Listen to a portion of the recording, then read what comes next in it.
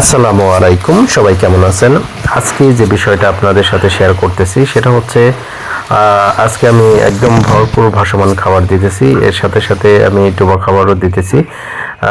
ডোবা খাবার যখন দেব তখন কিন্তু মাছগুলো খাবে কম, কারণ যে খাবারগুলো দিই পানিতে ডুবে যায় তখন কিন্তু মাছগুলো বেশি অংশ ভেসে থাকে না, সবগুলো ডুবে ডুবে খায়। আর সেই জন্য এটাকে বলা হয়েছে ডোবা খাবার, যেগুলো ডুবে ডুবে মাছ খায়। আর ভাসমান খাবার হচ্ছে যেগুলো পানির উপরে ভেসে থাকে, মাছগুলো পানির উপরে এসে খায়। সো প্রথমে আমি যেগুলো দিতেছি সেটা হচ্ছে ভাসমান ফিড। আর এই ফিডগুলো মাছ কিভাবে খায় দেখুন। আর এখানে আমার পাঙ্গাস মাছ আছে অনেকগুলো। এই পাঙ্গাস মাছের সাথে সাথে আপনাদের হচ্ছে অন্যান্য মাছগুলো আছে, যেমন হচ্ছে রুই মিরগেল, সিলভার কাপ আর অন্যান্য মাছ আছে। আজকে আমার কাছে মনে হয় যে এই মাছগুলো অনেক শীতের ভিতরে যেহেতু খুব কমভাবে খাইছে, এখন ভরপুরভাবে বস্তা বস্তা খাবার খাবে, তাই আমি দেখছি যে মাছগুলো অল্প অল্প করে খাবার দিতেছে, মাছগুলো আসতেছে।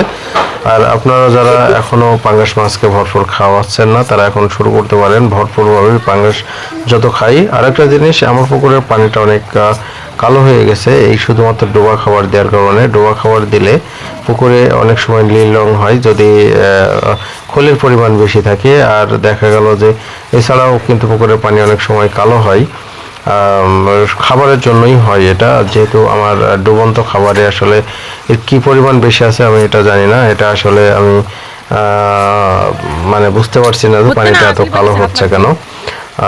আর সেজন্য আমি পুকুরে দেওয়ার জন্য আরও অন্য মেডিসিনগুলো নিয়ে এসেছি, এখনও দেওয়া হয় নাই, আপনাদের দেখাবো যে পুকুরের পানি কালো হলে কি কি ধরনের মেডিসিন দেয়া লাগতে পারে। আর হচ্ছে যেহেতু দেখেন মাছগুলো কিভাবে খাইতেছে, মাছগুলো প্রায় পুকুরের সব মাছগুলোই এখানে এখনো আসে নাই, কারণ অনেক দূরে দূরে থাকতেছে মাছগুলো। আর যখনই খাবার দিব, এই এক বস্তা খাবার কিন্তু 30-40 সেকেন্ডের ভিতরে খেয়ে নেয় মাছগুলো। আর যেহেতু এখন শীতের পরে মাছগুলো খাচ্ছে, আস্তে আস্তে খাইতেছে। সো এক সময় হবে এই মাছগুলো দেখা গেল যে পার ডে 10,000-12,000 টাকা করে খাবে।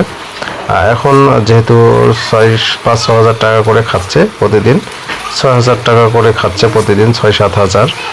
আর দেখা গেল যে এক সময় আসবে 12-13 হাজার টাকা করে প্রতিদিন খাবে 2 বেলা। আর এর সাথে সাথে ভাসমান ফিডের সাথে সাথে ডোবা ফিডগুলো দেওয়া দরকার,